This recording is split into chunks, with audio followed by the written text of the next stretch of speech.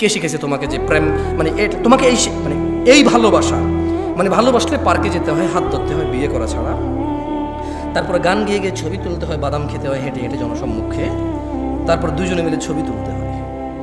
তুমি এই শিক্ষা পেয়েছো কোথায়? তোমার আব্বা তোমার আম্মার সাথে এরকম করেছিল? তোমার দাদা তোমার দাদির সাথে, তোমার নানা তোমার নানির সাথে, তোমার মামা তোমার মামির সাথে? What did you get this learn? What did you learn this? তুমি শিখছো কোথায়? এটা কে শিখেছে তোমার বলতে পারো? মানে এটাকে ভালোবাসা বলে, এটা কে শিখেছে তোমার? কোনো একটা মেয়েকে বিয়ে করো নাই, দেখছো খুব সুন্দর লাগছে, আর যেটা সুন্দর ওকে সবার কাছে সুন্দর লাগবে। আশ্চর্য, যে মেয়েটা সুন্দর ওই মেয়েটা শুধু তোমার চোখে সুন্দর লাগে এরকম না, সবার চোখে সুন্দর লাগবে ওটাকে। এখন তুমি ওকে চিঠি দিবা, পত্র দিবা, বোন ভাই এই সেই হ্যানত্যান দিয়ে ওর সাথে জোর করবা, ওর পিছিয়ে পিছিয়ে পিছিয়ে পিছিয়ে পিছিয়ে ঘুরবা, এরপরে ওর সাথে তুমি লাইন কানেকশন করবো। তোমাকে কে শিখাইছে যে এইভাবে মেয়েদের সাথে কানেকশন রাখা যায় বিয়ে না করে? ইসলাম তো বিয়ে করা ছাড়া কোনো মেয়ের আশপাশে যাওয়ার কোনো শিক্ষা নাই ইসলাম।